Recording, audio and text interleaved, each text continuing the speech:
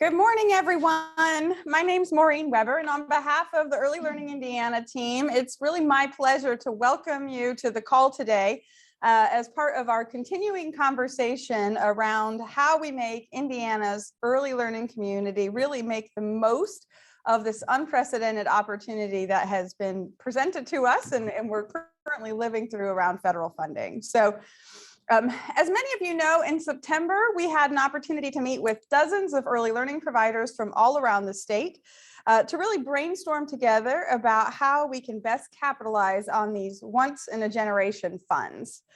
Following that discussion, we were really anxious to immediately get together with all of you to continue that conversation and plan our way forward together.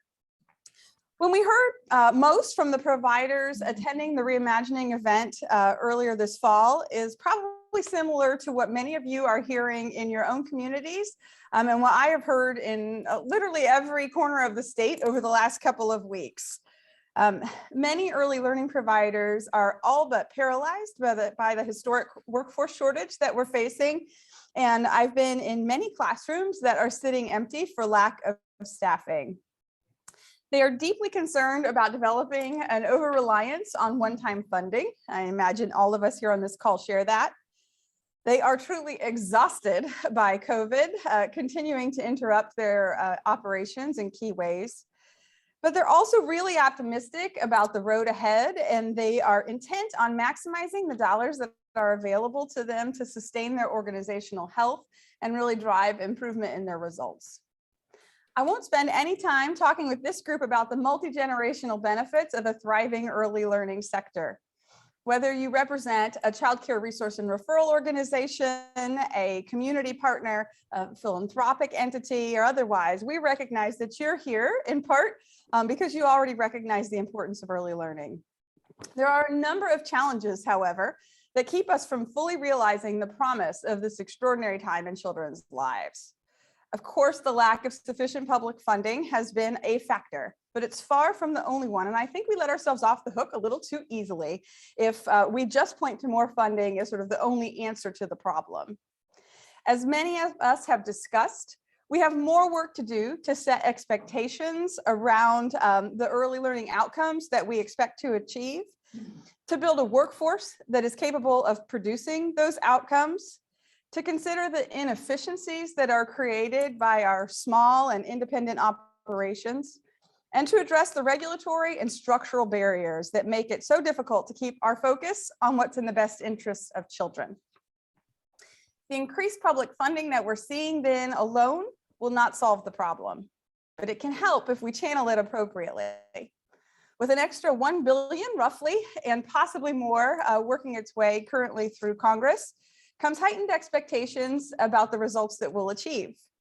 We as early learning providers and the community of partners that support them have to radically and rapidly improve our services in order to meet these higher expectations. More importantly, we have to redirect every spare dollar that we have to quality improvement. Really the most important of which, as I'm sure many of you would agree, is our ability to attract, train, and retain the most talented people that we can find to carry out this work. And we have to encourage policymakers towards the kind of changes that will help the industry thrive long-term. Things like more clarity around what quality practice looks like, a streamlined regulatory environment, and more flexible and responsive funding strategies. And I will just say I'm so encouraged by what I've seen from our policymakers in recent months so far. And that's why we're truly delighted that you've all called in and joined us here today so that we can make plans together for the way forward. To think about how we take advantage of this moment to strengthen our outcomes and fortify our reserves. To get us started on this work, my colleague Heather Pease is going to ground us just a little bit in the funding that has become available and sort of how it's being channeled.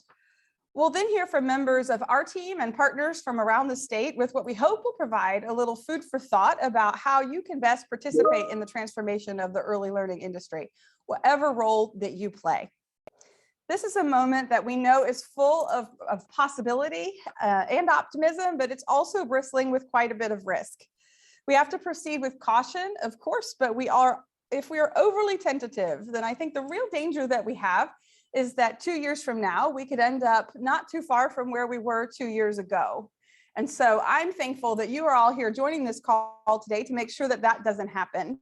I'm really looking forward to working alongside each and every one of you as we work in the best interests of the littlest Hoosiers that we serve. So with that, let's get down to work. I will invite my colleague Heather to join me up here. And while we make that transition, we have a little work for you to do. Hopefully you've seen by now the opportunity to comment in our Slido app. And so we're going to pose a question for you about sort of the biggest challenge that you see facing the industry right now. And that way we can learn from each other and make sure we're all starting on the same page. So with that, I'll turn it over to the team. Thanks so much.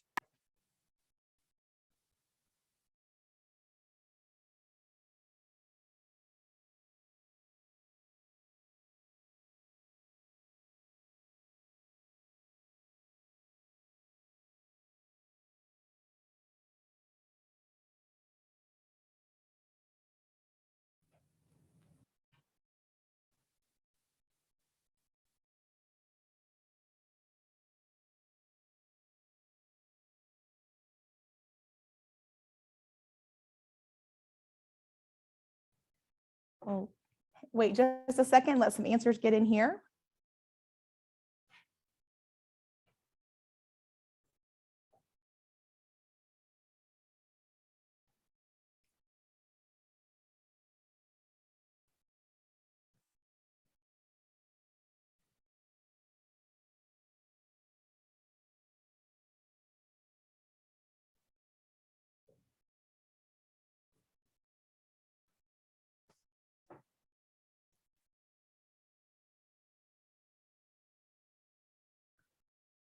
Well, good morning, everyone. I appreciate that kind introduction from Maureen. And as I'm seeing the words pop up here, these all feel extraordinarily right. So clearly we have a group that very much understands our focus today.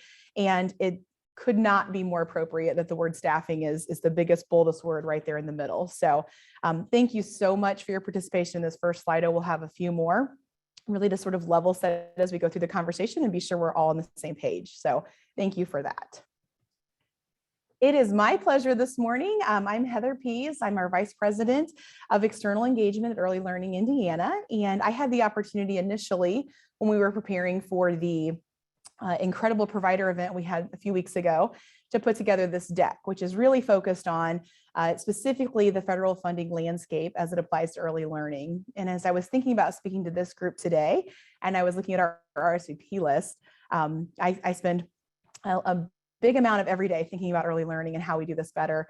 And as I looked at our RSVP list, you all spend your time thinking about 25 things just like this and how they're impacting your community and what you can do in this environment. And so hopefully it was helpful for me to have it in one deck. And I think with all the things you have on your plate, hopefully it'll be a helpful grounding as we move into our time together today as well. So when we're talking about the federal funding landscape, specifically for early learning, as we've mentioned, and I'm sure you're well aware as you've read the headlines, we are a little over $1 billion in current funding for the industry, which is magnitudes greater than we have ever seen historically. And I sort of laid out here the three big buckets that have come in so far, and then we'll take just a second on the slides to talk about where we are with each of these funding streams and what the key components of each were. So first of all, you'll notice this was March of 2020. So right in the heart of the COVID experience beginning, of course, the CARES Act was passed. And that was a $78 million budget coming in. In the very end of last year, the CRSA Act was passed, and that was $225 million, both significant dollars for the industry, but really where we will spend our time today. And I think that the biggest opportunity we have in our communities and in our state is in that last column, which is the ARPA dollars that are coming in, which are $889 million. Those arrived in February, and as we'll see on the slide, components of that have already started flowing throughout the state. So first of all, CARES, and this is the one we're a little past a year with CARES, and it's nearing completion. This was the initial temporary closure grants, the Indiana Cares About Child Care Relief Funds, which supported safety-related expenses, and that's one that I think we're all familiar with the CARES dollars. CRSA is really very actively underway. And I won't read all of the many bullets that CRRSA has brought to the industry in a really very essential time for these things to arrive, but a couple that we will highlight throughout our time together today. First of all, the Build, Learn, Grow scholarships, and we have a couple of comments about that. I'm guessing there's probably varying understanding or awareness of that on the call today, and we want to be sure that we explain that. That's scholarships directly for families in your community, ranging from 20 to 80% for families that are working in essential businesses. And so we want to be sure that's well known. You can see some of the other, as you can imagine, very large buckets, 20% increase in CCDF and On My Way payments, waived CCDF copays for families, which is incredible, added job search as a qualifying activity to receive CCDF or On My Way pre-K funding, and many other incredible things that have launched as a part of the CRRSA funding. And last but not least, the ARPA funds, which just recently launched. You can see the dates on here. So they just launched this fall. And we are, the childcare stabilization portion of this, the $540 million is actively underway in communities around Indiana. And we'll talk a little bit more about that and how you can help in your community be sure that you're securing the ARPA funds for your childcare providers. An additional $338 million in discretionary funding is soon available. And then finally, matching funds are the final component of that more than $800 million bucket. These are the items that stabilization grants will be able to cover. And so as you can see, it's pretty wide and broad what stabilization will be able to do. There is an expectation that 25% goes directly to personnel. And as we saw your excellent work on staffing and better pay and better training that you had on the Slido slide, I think we all align with the importance of that. And we want to find ways to make that a long-term experience and not just a 2-year experience. So we'll spend a good amount of time today focused on that. And finally, as Maureen said, this is a once in a lifetime. This is a once in a career opportunity. This is a 400% increase year over year in the amount of dollars coming in. And so while there's many things, and we'll discuss with our partners today that will make this successful, certainly the influx of 400% in additional dollars is something to take very seriously for how we act next.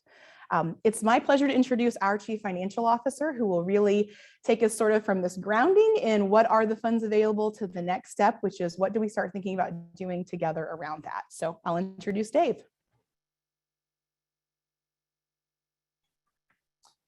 Thanks, Heather. As we all know, our industry can provide for some fairly thin financial margins due to staffing ratio requirements and the cost to maintain a safe environment for our children. Oftentimes, the tuition revenue can barely cover some of our operating expenses in the best of times. And the slightest disruption in this equation can kind of throw off the entire model.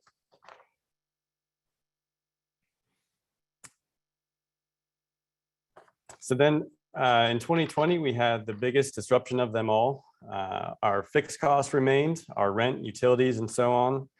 In many cases, our expenses grew as we incurred additional expense around cleaning and COVID-related safety supplies to make sure our staff and children stayed safe in our care. And our enrollment declined, so that ate into our revenue, but we still had to cover these costs. So how do we fill this gap and stay in business? Our government and local partners stepped up.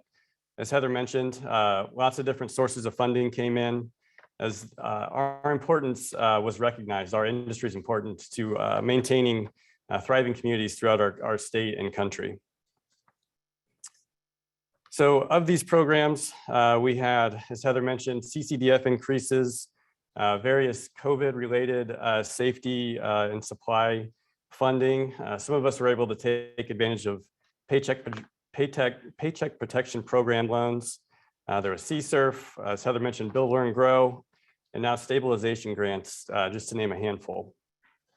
So these really helped fill that gap created by the pandemic in our financials. So where are we now? People are coming back to work. Our centers are filling back up and very often outpacing our ability to staff. We had this discussion with providers a few months ago. It's not necessarily intended to be tied to any specific funding source, but rather just some ideas around how we can think about this extra cash that we've not historically had in this industry. So first off, we all know of the staffing issues, and we've needed to raise wages to retain current staff and attract new members to the workforce. But there's other investments we can make that aren't right in front of our face every day. First off, our facilities. In periods of economic and financial uncertainty, often we can defer maintenance that we should be keeping up on. Those leaky roofs, that kitchen equipment that doesn't work quite right. We can look at equipment replacement, things like HVAC maintenance contracts to prolong the life of our equipment.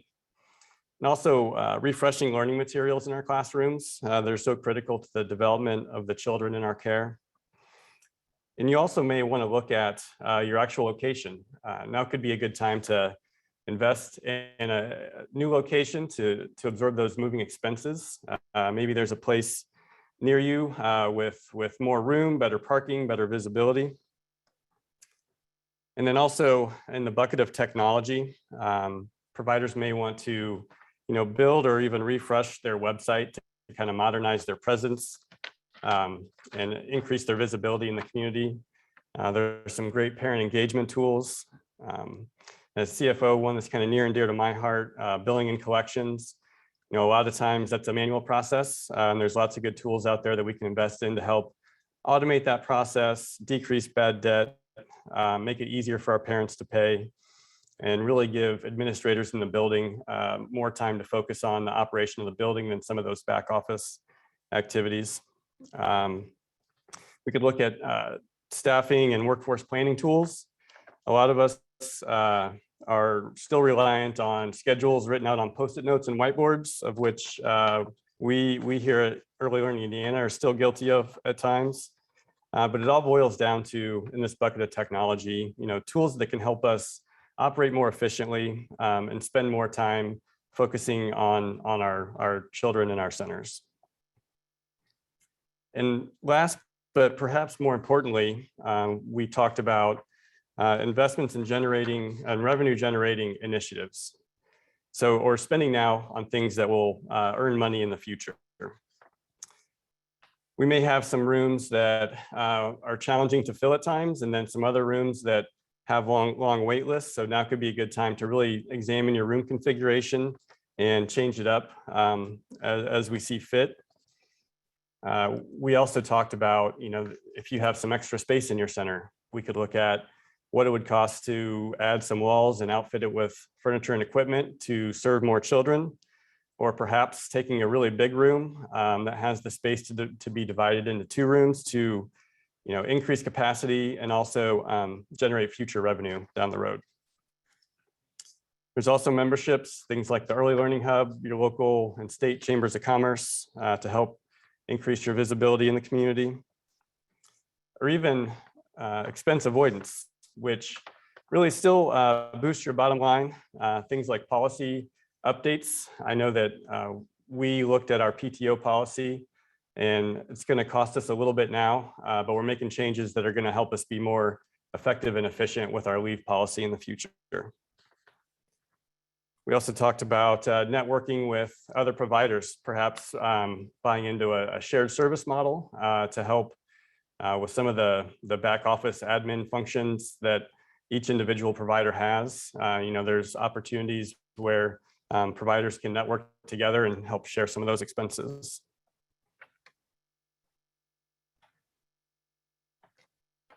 And lastly, potential pitfalls with this funding. We certainly don't want to just continue to fund operating losses and burn through this extra cash. We want to focus on efficiency and sustainability. And I think many of us, through these periods of understaffing have probably learned some lessons that we can take forward with us, things that helped us get through the staffing crunch that we can learn from and incorporate into our staffing and organizational structure. And typically not an issue in this industry, but we certainly want to avoid frivolous purchases and investments that require maintenance down the road. I talked about some facility and technology improvements we could make, but a lot of those can come with ongoing costs. We want to make sure are sustainable when this additional funding is not available. So now we have another quick poll. What area are you most interested in taking action? So if you could place your vote, we'll leave this up for a few minutes.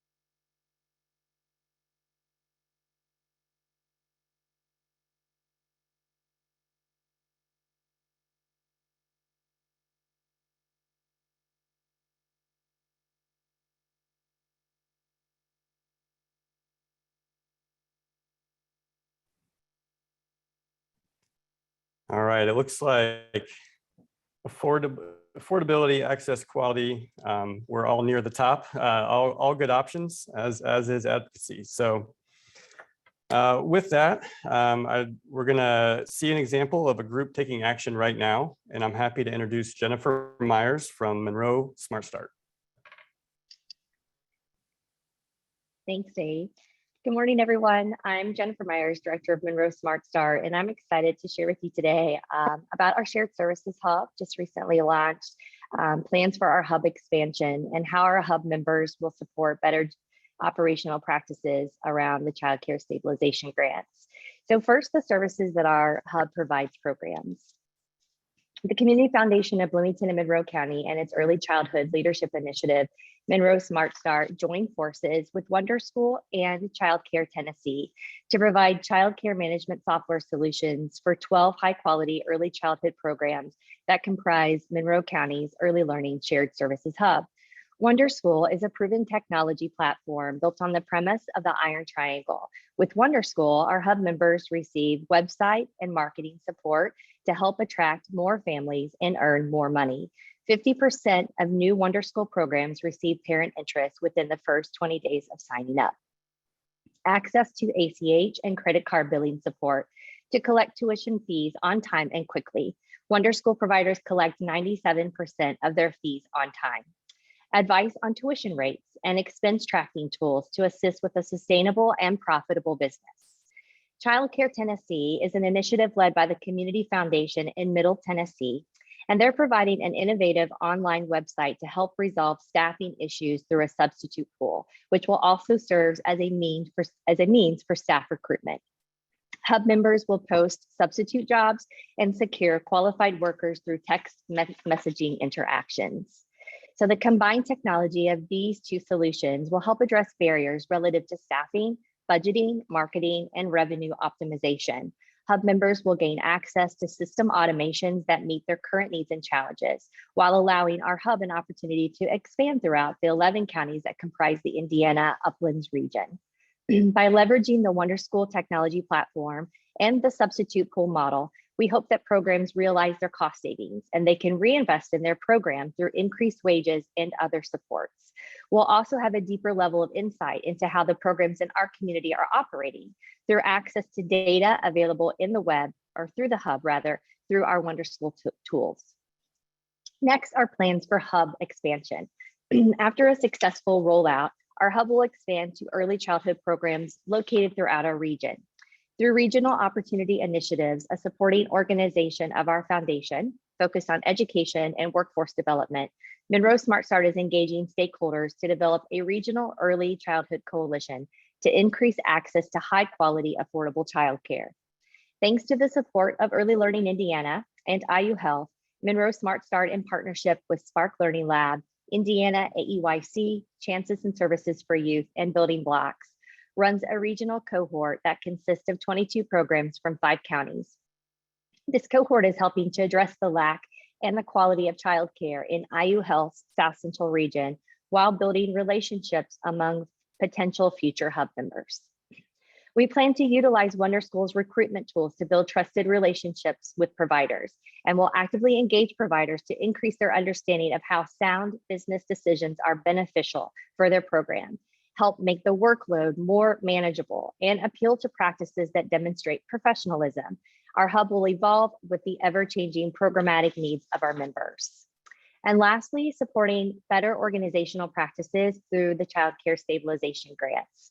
Monroe Smart Start has built a community of practice among early care and education programs through professional learning communities, where knowledge, experiences, and expertise is shared among 150 early learning professionals.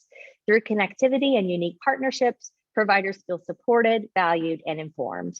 Our PLCs offer opportunities for immediate support and timely sharing of information that's beneficial, like the child care stabilization grants. We engaged early with programs to encourage application submission. We're co-hosting a local event with Spark Learning Lab, connecting programs to financial experts that can assist with sound business decisions. Our 12 hub members are receiving further support from Wonder School, and that includes stabilization, grant tracking, and reporting tools, advice from Tom Copeland via the Wonder School online provider community, and additional resources to support best practices and innovative strategies for sustainable and profitable businesses. We strive to help providers feel confident in using all the tools and resources available to them, and to think strategically about spending their stabilization dollars to ensure their maximum impact. We're happy to share additional information with any of you at any time, so please reach out with any questions. Thanks so much to Early Learning Indiana for your continued investment in our community and all who call Indiana home.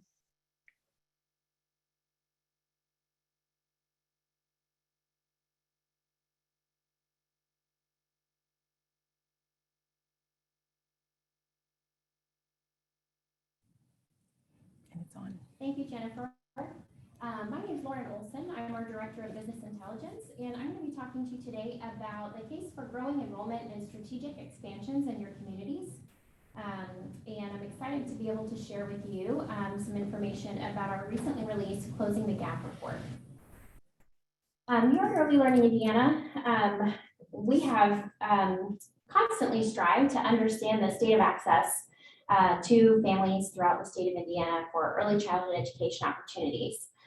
Previous work that had been done, Child Care Deserts research, had given us a sense of what access looks like, but only on one dimension, really only looking at the supply and demand equation of how many children there were in a given area and how many seats there were available for those children. And as we got a few years away from that research, we really found that there were many questions that that research was not answering, because as we know, there are many reasons why families may not be able to access care. Sometimes that's because the care may not exist. Sometimes that's because there are other barriers to enrollment for families. And so we felt that it was really important for providers, communities, families, stakeholders to be able to understand access on a broader level. And as a result, we determined that we needed to really look at this in a different way, so that we could equip community leaders, providers, and stakeholders with better strategies to make informed and strategic choices related to expanding access in their communities. So as we took on this work, our approach was to assess the gap in more than one way. And we did that by creating what we have called the Early Learning Access Index. The index is a new method of analysis that helps us to both quantify and qualify access along 4 dimensions. We look at capacity, of course, because we have to ensure that there are enough seats for children who may be in need of care. And our measures of capacity really tell us how sufficient the capacity of early learning programs is in a given geographic area based on the estimated need for care, which we estimate using the number of children who have all parents in the labor force. So we determined that they may need some type of care. We also need to look at quality. How pronounced the capacity of programs rated level 3 or 4 on the Paths to Quality system is within that same geographic area. Affordability is a really important factor of access as well. So we sought to understand how the average cost of care in a given area compares to median incomes of families by using cost to income ratios, of how that median income compares to actual market rates in the area. And then we wanted to understand the prevalence of programs offering subsidized care. We know that programs like CCDF and On My Way Pre-K are critical to families in need. But we also want to ensure that those programs are located in areas of highest need, or understand where there may be more opportunity for programs offering that type of care. The final element that we wanted to look at in terms of understanding access was choice. How much choice do families have among program characteristics that may be preferential to them? And sometimes those are preferential choices and sometimes they're essential choices. So in our element of choice, we were looking at a few factors. We wanted to understand the prevalence of infant and toddler care, how many programs were offering that type of care, as we know that there tends to be a larger amount of capacity for preschool and pre-K age students. We wanted to understand how many programs are offering care in non-traditional hours. So those that may be providing care that support workers who are working second or third shift, or that are supporting workers that may work longer shifts, like healthcare workers who often work 12-hour shifts. And then we also, the third element that we wanted to look at was how much choice families have in various program types. We know that in Indiana, we have a very larger proportion of our programs are family childcare homes. And so we may have some areas where there is only access to home-based care, or there's only access to center-based care. So these four elements, what we wanted to do was essentially assign values to all four of these elements for given geographic areas. And then we wanted to be able to demonstrate how those elements play together, essentially. And so we compressed those elements into a formula, and that's how we arrive at our early learning access index, which is actually a numerical value that we assign to any given community that gives an indication of how well families in those areas can access care. The results that we found, you can see on your screen now. Overall, we found that in Indiana, we have what we would consider to be moderate access to care for families. So at a statewide level, our access score is 60.6, which is right on the borderline, kind of in the threshold of being between moderate and inadequate access. We determined that access scores of under 60 would be considered to be inadequate. Statewide, those scores ranged from 23.8 in Warren County to 72.4 in Tipton County. The map that you see is giving you an indication of how those access scores vary within counties. So the red scores, the ones that are sort of that hotter red temperature, are the scores that are going to be closer to 0. And then the green color scores are going to be the ones that are closer to 100. So as you look at the map, you can really see how access varies tremendously throughout the state. It gives you a really good visual image of how readily families can access care based upon where they live and where they may reasonably be willing to go to access care. As we looked at capacity, we determined this capacity sufficiency rate, which is based on, that's the number of children who are able to be served through existing capacity based on those children who we estimate to be in need of care. So statewide, we have a capacity sufficiency rate of 55.8%, which means that as a whole throughout the state, we can serve approximately 55.8% of children who may be in need of care through our existing program capacity. Again, just like with the access index scores, those vary widely throughout the state. So we found capacity sufficiency rates as low as 15.7% in Jasper County to over 100.4% in Marion County. In terms of quality, this is where we were looking at how pronounced the capacity that we have is comprised of high quality programs. 46.1% of all early learning capacity throughout the state did qualify as high quality, but that only allows us to serve 25.7% of children who may be in need of care through that high quality capacity. That means just over 1/4 of children can potentially be served in high quality care. This ranged from 0% in Switzerland County, where there was no high quality capacity available to serve area families, to 48% was the highest that we found in terms of quality capacity, and that was in Marion County. For affordability, the overall cost to income ratio in Indiana is 11.8%. What that means is that a family anywhere in Indiana can roughly expect to spend about 12% of their annual income on childcare. Of course, that's care for only one child. So if a family has more than one children, they're going to be looking at a higher cost to income ratio to provide care for more than one child.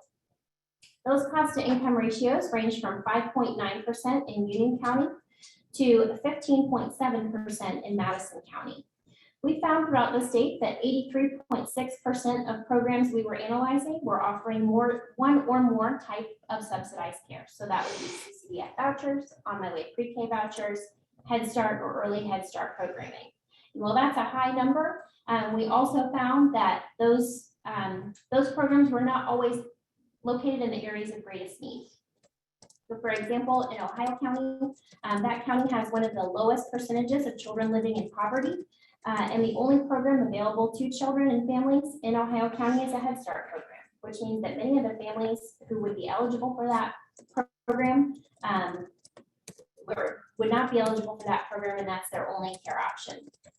Similarly, in Adams County, we found that that was the county with the lowest percentage of subsidized program options, and consequently, they had the highest percentage of children living in poverty in Adams County. So that gives us some options in terms of where we can think about more strategic placement of access. In the element of choice, we found that 30% of programs statewide do not offer infant and toddler care, and only 28% of programs were offering non-traditional hours. The median auspice score throughout Indiana, which that's a score that we assign to determine how much choice parents have in terms of different types of care, was 0.637. And that score ranges from 0 to 1. So a score of 0 would mean that those families have little access to various program types, and a score closer to 1 would mean that they have access to multiple program types in their area. So questions that you should ask yourself as community members related to enrollment barriers for families is how enrollment barriers are affecting both providers and families in your communities. Which element of choice of those 4 elements that we discussed, capacity, quality, affordability, and choice, are impacting your community the most? And what can be done to ensure affordability of care for families, as well as how your community can come together to facilitate greater levels of access for area families. And as you think about those questions, those are all questions that can help be answered through our Closing the Gap report. So some of the resources that we have available to you online on our website are the Closing the Gap report and executive summary, county level statistics. So we have county profiles for every county in the state that can help you understand how those 4 elements of capacity, quality, affordability, and choice look in your county. It can also tell you some sub-county level data, such as where there may be areas of higher access in your county versus where there may be areas of lower access. We have interactive maps where you can zoom into your area. You can see what those elements look like in your given area, as well as what programs may fall within your access zone. We also have a contact form for consultation requests. Our team is happy to meet with community members. We've had some great conversations with individuals already trying to better understand access in their communities. And we can help you sort of translate that data and combine that with the context that you have as a local community member who knows your community best, and help you kind of make sense of the access landscape in your area. Along with the Closing the Gap resources and report that we have on our website, we did have a recent grant competition related to Closing the Gap, in which we asked programs, individuals, and communities to use the Closing the Gap report to apply for a grant opportunity where we were offering awards of up to $100,000. But we were asking that they justify their application using the data in the Closing the Gap report. So we have a few recipients of those grants who have used the report to make both informed and strategic choices related to expanding access in their communities. So now I would like to welcome Lindsay Bradley of Family Promise to tell us about their experience with Closing the Gap. Hi, I'm Lindsay. I'm the program coordinator for Family Promise. A little bit about Family Promise. We are an organization that helps prevent homelessness and assists the homeless community here in Hendricks County. We have all kinds of programs from an emergency shelter to rental assistance to helping clients get hygiene products whenever they need them. And then everything in between that helps keep a family stable and in their homes. So 3 years ago, we partnered with St. Mark's Daycare to provide affordable childcare. We are the only affordable childcare in Hendricks County. We provide free childcare for those in our emergency shelter and a sliding scale for those who are getting back on their feet. A lot of times it's very, very affordable. We prevent homelessness by providing this affordable childcare. So one of our most recent families in our residential program, our emergency shelter, were able to get back into the workforce because of our partnership with St. Mark's. They came into our program as a family recovering from substance abuse disorder and with the father getting out on work release. The family was quickly able to get their daughter into St. Mark's, allowing them to start jobs right away. And this helped them to save up enough money to get their own place within just a couple of months. When working with this family, the little girl wanted a vanity so badly, and I was able to find the perfect one in our inventory of furniture. And it was such a beautiful moment for this family. When she saw it, she yelled, "My vanity!" And she ran down and gave us a thank you card, and it was so cute. But with this expansion, we plan on adding 24 new seats to our childcare, increasing our levels of bathroom quality, and just opening even more to our families needing this affordable care. So we're going to be able to provide new furniture, new rooms, and quality care for all of our children to play and learn.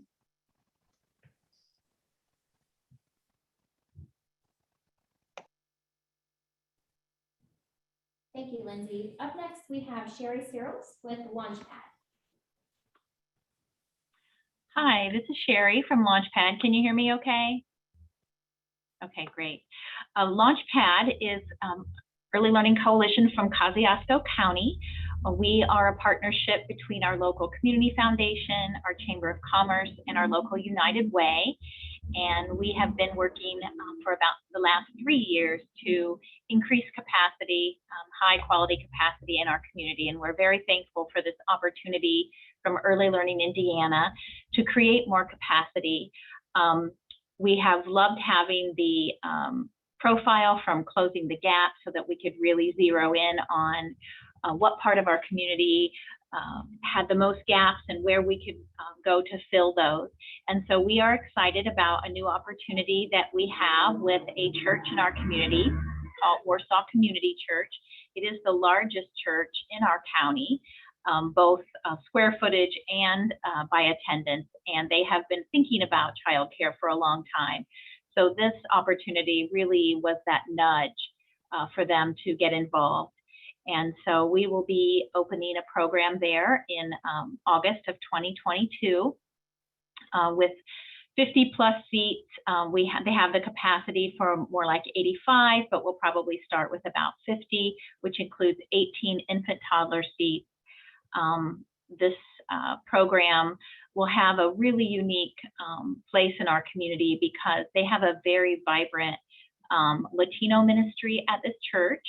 And so they will be implementing a dual language program in this early learning place. And so right across the street from this church is an elementary school that is also dual immersion. So there will be a partnership with that elementary school. And the folks that are going to be in leadership for this early learning program have strong ties in our Latino community. And so to be able to reach out to those families and offer them this program is going to be really life-changing for many of those families. Many of our Latino families work in the RV industry, and so they drive very early in the morning to those jobs. And so this will offer a place with those extended early morning hours to be able to service those families. With this childcare ministry, we'll start from the beginning on the path to a level 3 path to quality, and we're really excited to have this opportunity in our community. So thank you very much, Early Learning Indiana, for this opportunity. Thank you, Sherry. And finally, we're going to hear from Emily Jordan with the Scott County School District.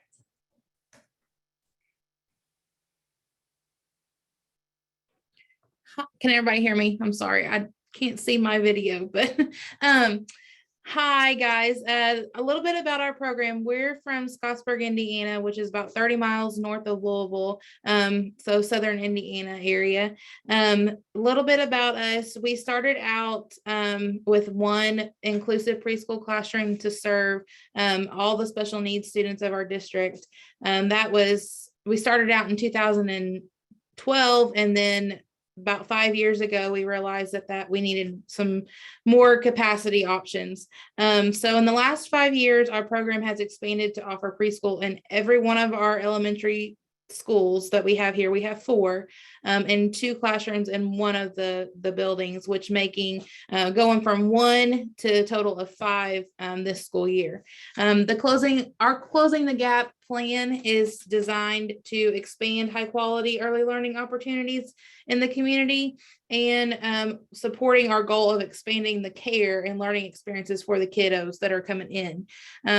We are committed to having an early learning center with an existing building that we have in the district, converting that with remodeling and site improvements and staffing and general operating costs, and hopefully we'll have 160 preschool seats by fall of 2023. Our end goal would be to have all of our preschool sites in our elementary buildings and our paths to quality level 3 by the fall of 2023. The Closing the Gap grant that we received will cover costs for the equipment and supplies for our 2 initial classroom spaces, a therapy room, and an indoor activity center within the building of where the Early Learning Center will be housed. So fall of 2022, we're going to serve up to 80 students, and then with expansion in 2023 with 2 more classrooms. Thank you, Emily. Those are all great examples of how communities have come together to address access gaps in their area.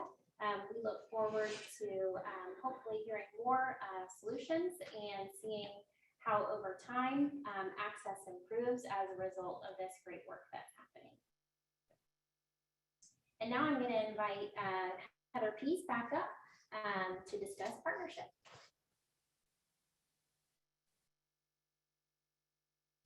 All right. Well, thank you, Lauren, for that terrific report on Closing the Gap.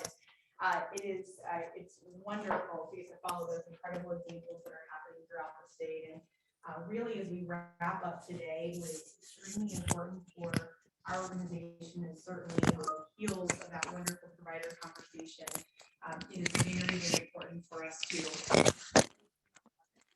And we put together some sparks, which you've already heard, I think, some incredible sparks of ideas throughout the presentation today, but hopefully this can become sort of a checklist for all of us to work through. And again, really, we are honored to be the voice of the providers that were in that first meeting, and be sure that if there's one thing we walk away with today, it's an understanding that this is going to require partnership to not just be a brief experience, but a longer term and sustaining experience. So with that, we will jump in.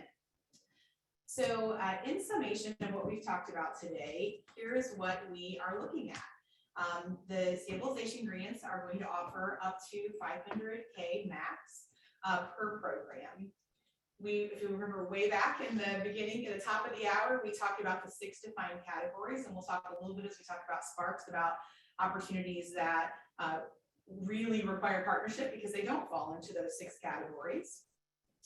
This is all over in less than 2 years. So the clock is already ticking. By September of 2023, this will be wrapped up. And as Maureen said at the top, the last thing we want is to have, to have this incredible opportunity for 2 years and really then not be able to show that we've made a magnitude of change and positive things happening in Indiana. And finally, it doesn't have to be just a 2-year experience, right? If we work together and partner across our communities. So the formula for success that we're looking at, there are significant dollars, and that's not a bold enough and big enough word for $1 billion coming into the industry. I always say billion with a B. That's significant, doesn't really fully state that. There's significant need, and we've talked about that a little bit. We certainly looked at that very closely in the Closing the Gap report, but access, affordability, and quality, those are our key words and our key drivers. There's significant need in every corner of Indiana to be improving in these areas. And finally, there is significant opportunity. And on this call today, we have community partners, we have United Way's represented, we have community foundations represented, we have child care resource and referral agencies, if you don't know that acronym, child care resource and referral agencies. We have corporations represented on the call today. We have coalitions. And so if you hear any of those names and you think, gosh, I've never talked to them in my community, this is your sign. These are all the right folks to talk to. And there's more, certainly engagement with K-12, as we've heard, engagement, we'll talk a little bit in the sort of spark list here about any kind of training programs you have in your community, colleges, universities, etc. Economic development committees to round us out. So important in this conversation. Okay. So again, just some summation of a lot of what we've heard today, and hopefully, I know we look at it as a marching list and a checklist that we can begin to work through to be sure we're making the most out of these 2 years. And again, the provider-led voices is very loud in these bullets. So as Lauren shared, Closing the Gap on the statewide level, we've had, I think we're close to 75 conversations with various groups around the state, and now starting more serious conversations with groups around the country that want to understand this methodology and how they can bring it to their community or their state. If we've had that conversation with you and you're ready for the 2.0 version of it, or if we haven't had that conversation yet, we would love to engage and really get a very clear understanding, certainly in partnership with local child care resource and referral agencies, really get an understanding of what the scope and magnitude of your community is and what's going to be the most meaningful changes that can be made. And then also considering a 2-gen partnership, and we had some great examples of that, gosh, amazing examples of that in the winners of the recent Closing the Gap competition. So how do we think about partnerships with others in your community that would have a meaningful impact on the 2-gen experience in your community? Secondly, convene, and that list I clicked through, right? That's the right checklist plus a few others that I mentioned afterwards. Can understand this data, and we're happy to be as helpful as possible with that. Set goals and meet routinely. So it's not just this great light bulb went off today and then months go by and we sort of all, roll around back to it, which I understand how that happens. So, get that right group of folks together if you're not already, participate in or start a local collaborative if that doesn't exist in your community. And I've kind of sort of chunked these out hopefully in ways that are helpful too. Consider construction. Construction is not covered by stabilization. So as we're looking for those places, if you have folks in your community that have financially contributed, this is a place to consider. As you're doing your assessment of what your community needs most, if new or renovated space makes sense, this would be a great way for community dollars to continue to support growth, and especially focused in those areas that are going to have the greatest impact. This is a great opportunity over the next couple of years while there's this huge influx of dollars to focus on quality. Stabilization dollars do not require a certain quality level, and so this would be a great thing for community partners to take up, support, and encourage this advancement. One of the best ways to do that, and these are tied together, right? How can you support expansion for your already high quality programs? And so that might look like construction, or that might look like getting creative with 2-gen partnerships, but how can you do that in your community to drive on quality? These two go together as well. In many communities, there is an opportunity for expansion, and we should absolutely explore that. In many communities, there's a need for additional providers and programs to meet the local need. And how can you, again, through creative community partnerships, think about how you can find more great folks in your community that would offer meaningful experiences for your littlest learners through becoming a provider in your community. And there's many ways you can wrap around and support them in that experience. Very closely connected to that, and if you remember at the top, the big staffing word, that's the single biggest challenge in the industry today is workforce. And it's only been precipitated by the COVID experience, the challenge of that. And so we have to get really creative. And I know, because I saw the attendee list and where you all are from, I know you're thinking about workforce from probably 10,000 different angles. This is a really important one for your community, and considering what kinds of community training programs or partnerships could support this effort in growing your workforce, partnerships with local high school, community colleges, et cetera, in your community to increase this engagement. Certainly Early Learning Indiana is very deeply engaged in this and would love to have conversations about how we can better train up our workforce and get them more quickly in the field and doing what we need for our communities. Shared services, and we've had some wonderful conversation around that already. I so appreciate Jennifer's presentation, and it's amazing what's happening in South Central Indiana. Such a good example for all of us. How your community can support shared services models among providers. I think one of the things that Jennifer mentioned that her team has done is they helped their providers complete their stabilization grants. That would be an amazing way for communities to support. It's complicated. There's lots of things to consider with it, and that would be an incredible way for communities to support your providers that are already extremely overtaxed. And then, as you've mentioned, connecting with local businesses. For relationships of reciprocal good, right? This is a very 2-gen thing. Your employers in your community need their employees to go to work more than ever, right? And that requires childcare and safe places for their children to grow and learn. And so there is very much reciprocal good that we need to find in connections to businesses in your community. We mentioned Build, Learn, Grow, which is a current tuition assistance program for families. Many families will qualify that are outside of the CCDF requirements, and the driving force here is they work in an essential business, which is a very broad category, and the tuition assistance is 20 to 80%. That's going to end in the spring, and so I think both on the heels of that and as that's happening, what an incredible model for communities to consider. The development of a community scholarship fund by understanding what the need that's been met truly by the Build, Learn, Grow scholarships. And then just finally a couple to wrap us up. We've mentioned a couple of times, we're happy to have conversations. Certainly, I know you know your child care resource and referral networks, happy to have conversations along with us. You can stay connected with us through social media and other channels like our meeting today. I wanted to mention to this group, and we were able to really expand on this with providers because it directly starts with providers, but we have a new innovation launching this month called the Early Learning Marketplace. It'll be the first instance in the country where a family can go and see all of the providers in their catchment area that they're interested in finding care. And not only can they understand a little more about that provider, but they can actually, it'll be the first true marketplace experience where you can secure and purchase that seat. And so really driving forward the ease for families to find appropriate care and to book the seat. And that's something that's always very challenging for families. So hopefully we're pushing against that historical challenge. And then finally, and I know there was some interest in advocacy in the poll that Dave led, we need help advocating for long-term change. So outside of this 2 years, we have a regulatory environment that does not match the goals that we've talked about today. We don't have the right incentive, we don't incentivize in the correct way. I don't know why that was a really hard word for me at the end of this talk. Around economies of scale. And so we talked a little bit about that as well for shared services and other ideas. And then finally, the economics for high quality providers. We don't reimburse at the actual cost of the care, which continues to be a very broken model for providers in our state.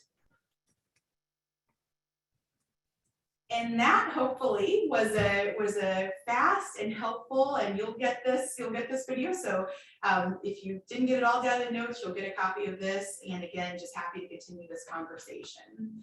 As we wrap up our time together today, I'd ask you just to take one more minute with us. This is so helpful to us in understanding where we are as a community of partners. And so if you would take a moment in Slido and answer what your main takeaway is from today, we'll have a word cloud that we can all reflect on for just a moment.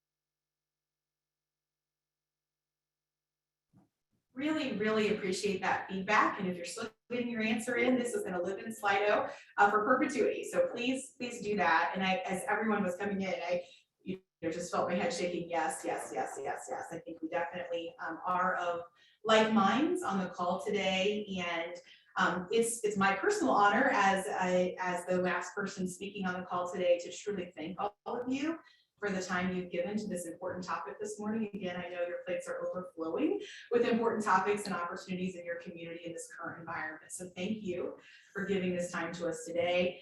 We look very, very forward to continuing this conversation. We don't think that we can stop reimagining at the end of one conversation with providers and subsequent follow-up with providers, and then today's event. This has to be something that we really truly commit to and stay after for the next 2 years. We have this incredible opportunity to capitalize and well beyond. So again, thank you so much for your time today. Thank you for reimagining with us. We look forward to staying connected, and we look forward to reflecting on this 2 years as the best and brightest chapter in early learning in Indiana with wonderful things to come. I wish you all a wonderful rest of your Friday, a great weekend, and a terrific Thanksgiving holiday.